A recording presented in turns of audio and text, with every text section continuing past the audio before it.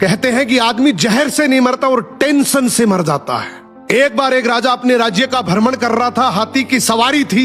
हाथी ताकत के नशे में चूर था। हाथी ने ध्यान नहीं दिया और उसकी सूंड से एक मस्त मोला फकीर का कटोरा गिर गया। फकीर को बड़ा गुस्सा आया। उसने कहा, रुक मैं बताता हूं, और हाथी का पूंछ पकड़ लिया। हाथी ने पूरी ताकत लगा दी, पर हाथी एक कदम आगे नहीं बढ़ सका।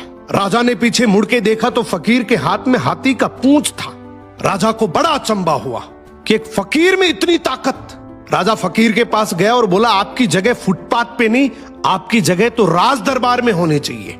आप इतने ताकतवर हैं, आप हमारे साथ चलिए। आपको कुछ नहीं करना, केवल राज दरबार के राज मंदिर में एक दीपक जलाना है, सुबह 4 बजे उठना है और आरती करनी है। फकीर ने कहा, ठीक है, अच्छा खाने पीने को मिलेगा।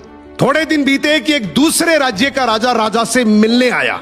राजा ने रौब जमाने के लिए बातों ही बातों में बोल दिया कि हमारे राज्य की सेना और प्रजा की तो बहुत दूर की बात है, हमारे राज्य के तो फकीर भी इतने ताकतवर हैं कि एक बार तो हाथी को भी पकड़ ले तो हाथी भी एक कदम नहीं बढ़ सकता।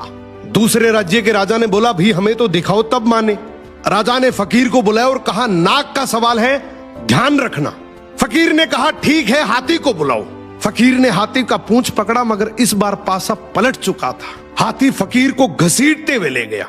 ये देखकर राजा को बड़ा अचंभा हुआ और फकीर से बोला कि जब तुम फुटपाथ पर रहते थे, रूखा सूखा खाते थे, तब भी तुम में इतनी ताकत थी। अब तो तुम राज दरबार में रहते हो, 56 प्रकार के भोजन करते हो, फिर ताकत कहां गई? फकीर जोर से हंसा और बोला, राजा जी, ताकत को टेंशन खा गई। पहले मेरे कोई टेंशन नहीं थी, कब उठना है, कब जागना है, कब सोना है। अब रात को सोता हूं तो टेंशन लेकर सोता हूं कि सुबह 4 बजे उठना है, दीपक जलाना है, आरती करनी है। टेंशन मेरी ताकत को खा गई। यही हालात आज के समय की है। हम सोते हैं तो हर दिन हजारों टेंशन लेकर सोते हैं, जो हजारों बीमारियों को न्योता देती है, जबकि हमें पता है कि टेंशन करने से कुछ नहीं होगा। वही होगा जो भगवान को मंजूर है। फिर टेंशन करने का क्या फायदा? सो मेहनत पे भरोसा रखो, टेंशन करने से कोई फायदा नहीं है। टेंशन आदमी का शरीर दीमक की तरह खा जाती है।